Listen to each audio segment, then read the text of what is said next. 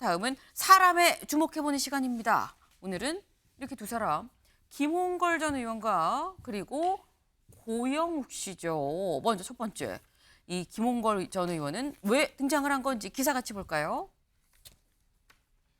DJ 사저 매각 논란에 부랴부랴 나선 민주당입니다. 네, 지금 DJ 사저가 매각이 됐다고 하죠.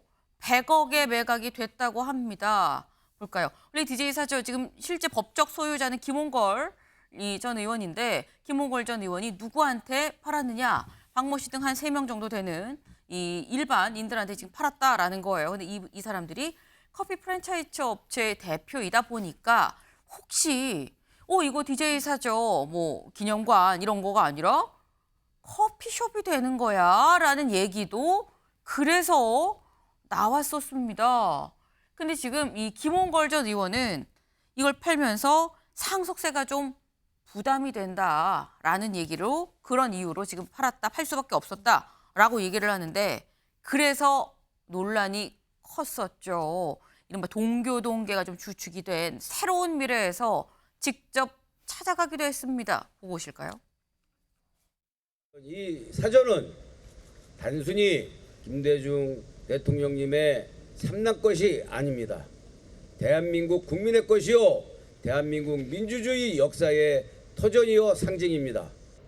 김대중 대통령께서 물려주신 이 37년간의 민주화 터전 역사의 상징을 매도하는 것을 즉각 백지화해 주기 바랍니다.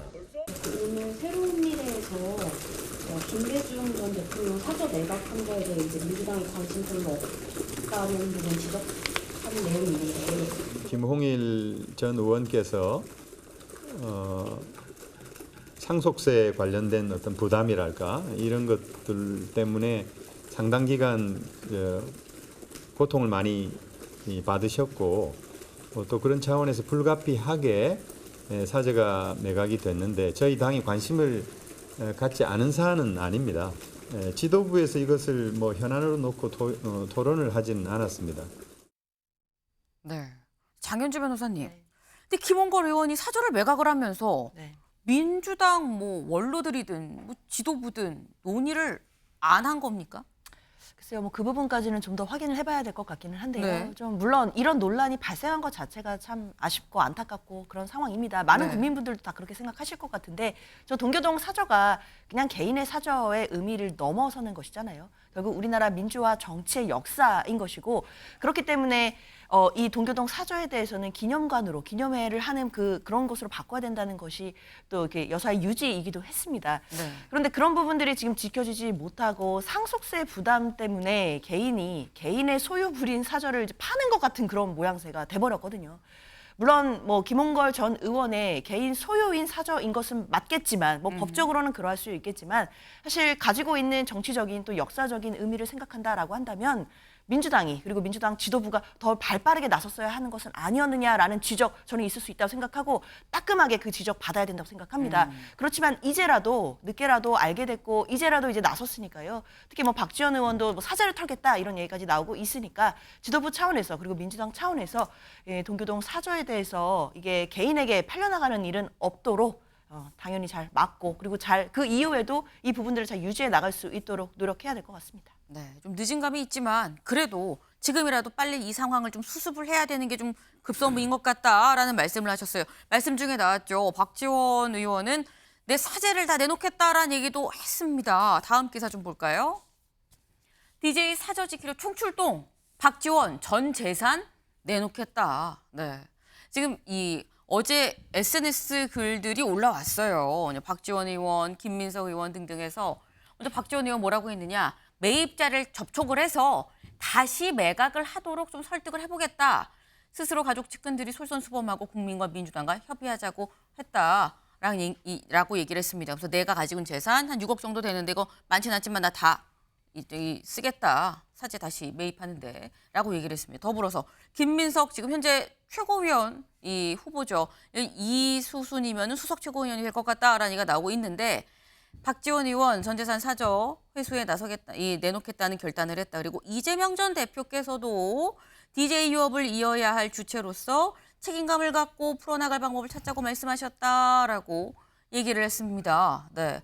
김민석 의원의 경우에는 DJ가 처음에 정치계에 입문을 해준 그런 사람인 거죠. 그러니까 김민석 의원 관련해서 동교동계 다른 분들과도 다 뭐 건너가 의원 등등 논의를 했고 이 관련해서 이재명 전 대표랑도 얘기를 했고 이거는 민주당 차원에서 좀 나서겠습니다라는 취지로 일단 글을 올렸습니다. 네.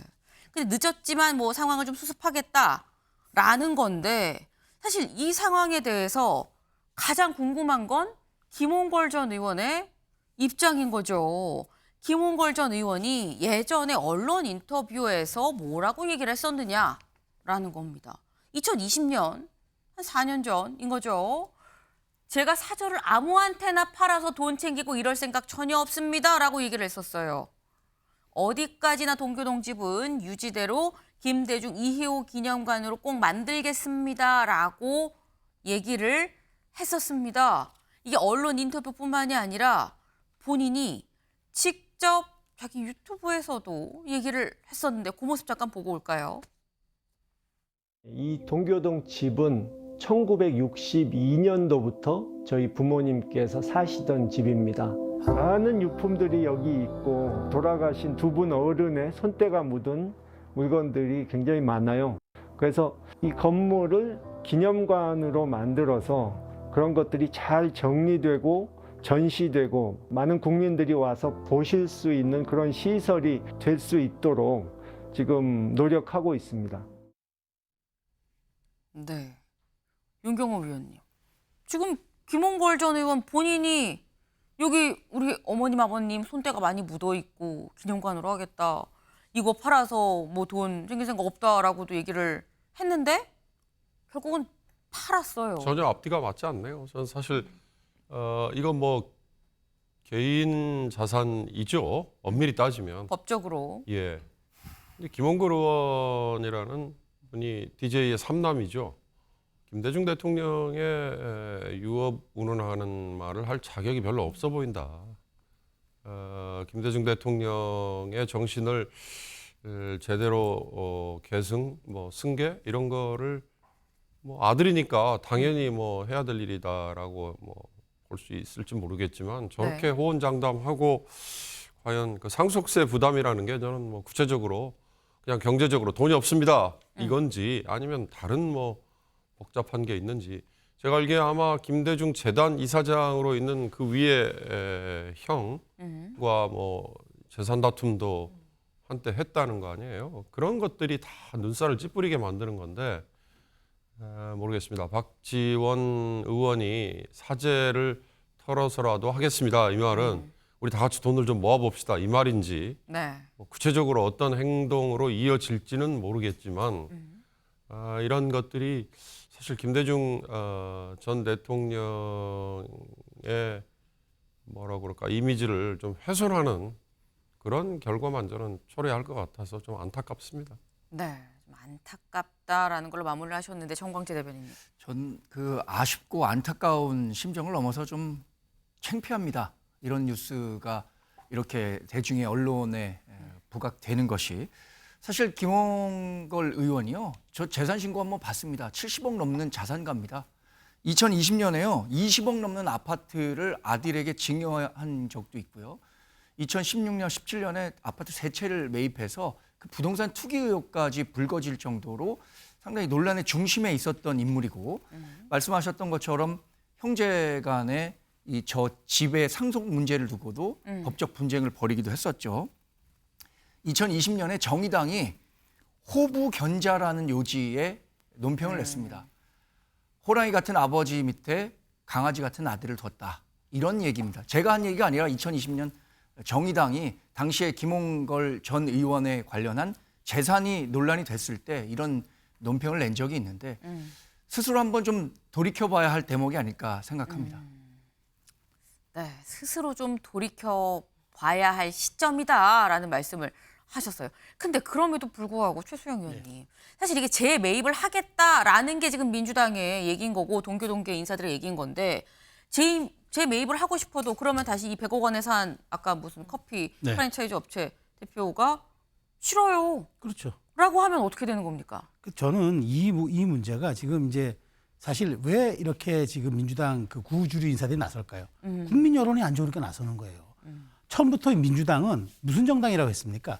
DJ의 정신을 계승하는 정당이라고 그랬는데 이 문제가 논란이 되고 나서 일주일째 이재명 대표의 지금 지도부는 아니지만 어쨌든 지금 민주당의 지도부는 일체 여기에 대해서 노코멘트 하고 있어요. 그러니까 뭐 강 건너 불구경하듯이 하고 있는데 뭐 그건 뭐 사적 개인 간의 재산 매각이니까 우리가 관여할 바 아니다. 뭐 이런 입장인지 모르겠으나 저는 이 대목에서 그래서 네. 지금 말씀하신 것처럼 그 당사자가 나 안 팔겠어요.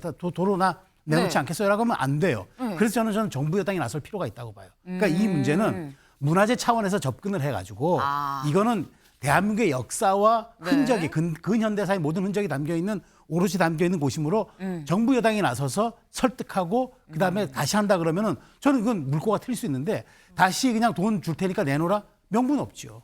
왜 이제 와서 이렇게 합니까? 이건 문화재 차원의 측면으로 좀 접근을 해요. 정부 여당이 좀 나설 필요가 있다. 또 말씀을 들어보니까 정부 여당 측면에서 나선다고 하면 단순히 이 사안뿐만이 아니라 그 밖에 여야가 대립하고 있는 많은 사안들에 대해서도 약간 물꼬가 트일 수 있는 해법이 될 수도 있겠다라는 생각도 좀 같이 듭니다. 네. 지금의 이 사안을 야당만 볼 건 아닌 것 같다라는 말씀도 좀 새겨드릴 만 하지 않나 생각이 드네요.